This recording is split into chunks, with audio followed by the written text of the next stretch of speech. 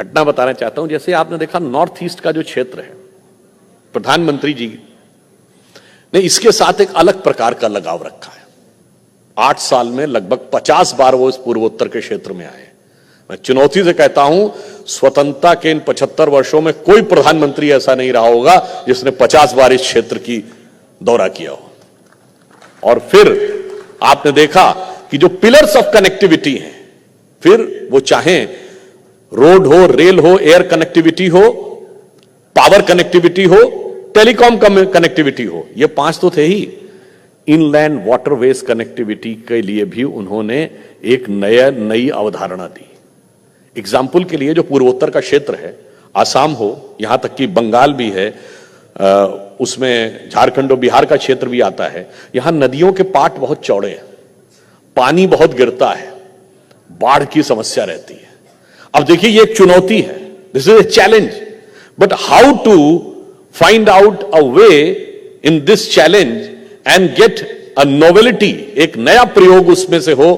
तो उन्होंने कहा ठीक है, अगर बहुत बाढ़ आती है, नदियों के पाट चौड़े हैं, तो क्यों ना उसके अंदर ड्रेजिंग करके, उनको और गहरा करके इनलैंड वाटरवेज कम्युनिकेशन, जल मार्ग से परिवहन की व्यवस्था की जाए। और इनलैंड वाटरवेज कम्युनिकेशन की खासियत यह है कि रोड और रेल के मुकाबले 1/10 खर्चा आता है लगभग, और 1/10 एयर पोल्यूशन होता है। और आपने देखा था 2019 में पहली बार वाराणसी से लेके कोलकाता के पास हल्दिया तक ट्रांसपोर्टेशन हुआ था। और यहां पूर्वोत्तर में अभी पिछले 6 मार्च 2022 को फूड कॉरपोरेशन ऑफ इंडिया का पहली बार एक बड़ा कंटेनर 200 टन अनाज लेकर पटना से गुवाहाटी तक आया था।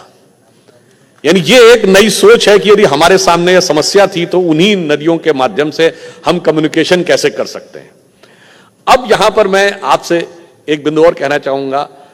देखिए, जब असम में हमारी सरकार बनी पहली बार 2016 में, लोगों को बड़ा आश्चर्य लगा, अरे असम में भाजपा चुनाव जीतकर सरकार बना ले गई। फिर त्रिपुरा में हमारी सरकार बनी 2018 में, तो लोगों ने माना कि भाई नॉर्थ ईस्ट में तो अब लगता है ये स्थापित हो गए।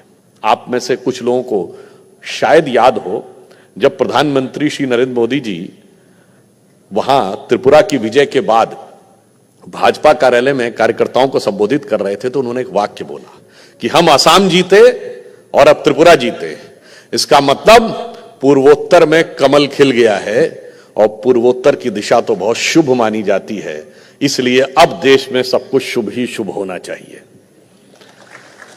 परंतु मैं एक टीवी चैनल पे था और वहां तो जैसे हमारे जो लेफ्ट लिबरल एक्टिविस्ट होते हैं, वैसे ये भी एक बड़ा पैराडॉक्स है। लेफ्ट कभी लिबरल होता ही नहीं है।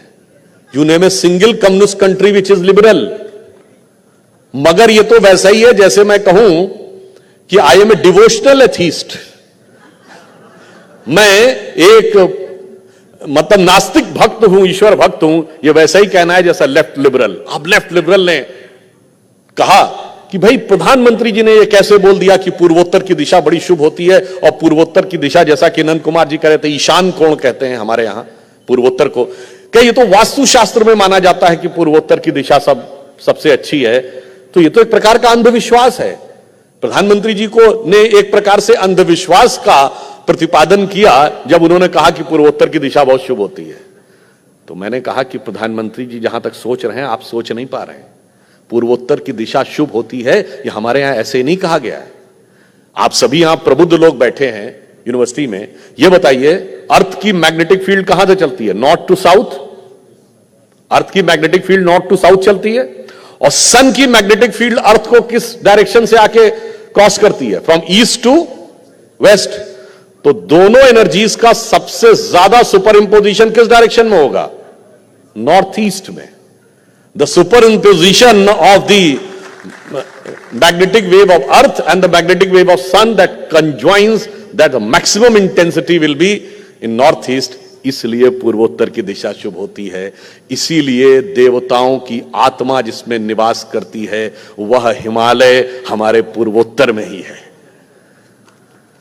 और यह बात सिर्फ फिलॉसफिकल या साइंटिफिक नहीं है। आप यूं समझिए कि यहीं से शक्ति जागृत होती है।